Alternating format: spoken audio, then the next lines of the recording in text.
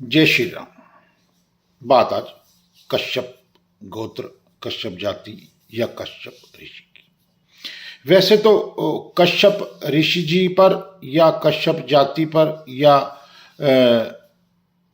कश्यप गोत्र पर अगर विस्तार से चर्चा करूंगा तो ये वीडियो बहुत लंबी हो जाएगी, लेकिन मैं उनमें से कुछ चुनिंदा बातें आपके ज्ञान के लिए आपको दे रहा हूं, ताकि जिनका गोत्र कश्यप है उनको अपने बारे में कुछ कुछ जानकारी प्राप्त हो सके।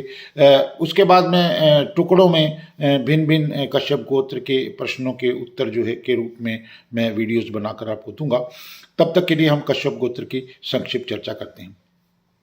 यह संस्कृत कश्यप से एक प्रसिद्ध हिंदू ऋषि का नाम था, जो कछुआ और हिरण सहित कई अर्थों वाला एक शब्द है।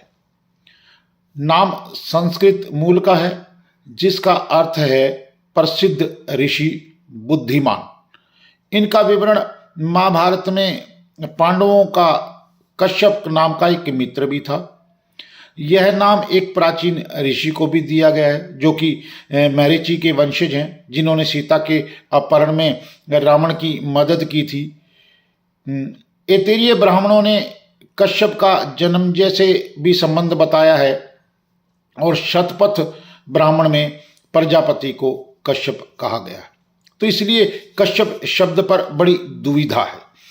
कश्यप मूल रूप से 8 प्राथमिक गोत्रों में से एक है, जो कश्यप से लिया गया है। कश्यप राजपूत या कश्यप भारत में एक जाति भी है। कश्यप एक गोत्र भी है। कश्यप राजपूतों में उन्हें कभी कभी कौशल या कौशल्या भी कहा जाता है। कश्यप हिंदू धर्म में सबसे पुराने हैं और प्रथम गोत्र है। चंद्रवंश, सूर्यवंश, अग्निवंश जैसे सभी वंशज मूल रूप से कश्यप के वंश के ही थे। महर्षि कश्यप वह ऋषि हैं जिन्होंने राक्षसों और देवताओं दोनों को जन्म दिया था। कश्यप राजपूत महर्षि वंशज होने के कारण अपने उपनाम के पीछे कश्यप लगाते हैं। इसी प्रकार ये मूल रूप से शैव धर्म को मानते हैं। कश्यप ऋषि प्राचीन वैदिक ऋषियों में प्रमुख स्थान प्राप्त करते हैं, जिनका उल्लेख अंगवेद में भी मिलता है।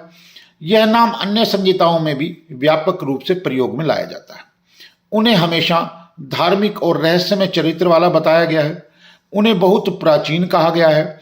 ऐतरेय ब्राह्मण के विश्वकर्मा भवन नामक राजा का अभिषेक भी उन्होंने ही किया था। राजा दक्ष ने अपनी 17 कन्याओं का विवाह कश्यप ऋषि से किया था, जिनमें अदिति सबसे बड़ी थी। कश्यप ऋषि की प्रथम पत्नी वही थी। कश्यप गोत्र ब्राह्मणों में भी है। कश्यप गोत्र राजपूतों में भी है। कश्यप पिछड़ी जाति वाले भी हैं और विशिष्ट ब्राह्मण भी हैं, और अनुसूचित जाति जनजातियों में भी कश्यप पाया जाता है।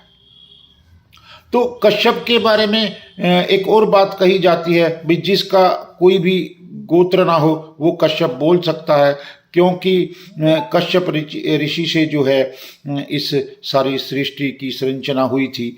तो इसीलिए ये भी कहा जाता है, अगर यही बात को हम सत्य माने तो सारा विश्व ही कश्यप गोत्र पर आधारित हो जाएगा, और फिर गोत्रों की अपनी महत्ता क्या रहेगी। इस विषय पर सभी विद्वानों को और अधिक शोध करने की आवश्यकता है, ताकि हम हर इंसान को उसकी जड़ों तक पहुंचाने का प्रयास करें।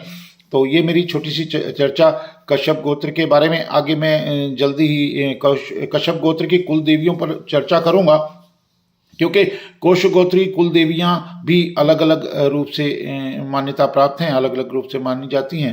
तो इसीलिए आज का ये विषय कश्यप गोत्र के बारे में। तो इस बात में आप संशय में ना रहें कि एक गोत्र हर जाति में, हर वर्ण में पाया जा सकता है। और इसके अलावा कश्यप गोत्र जो है एक जाति भी बन चुका है। हमारे यहाँ कश्यप गोत्र के अलावा एक पूरा कश्यप समाज भी है।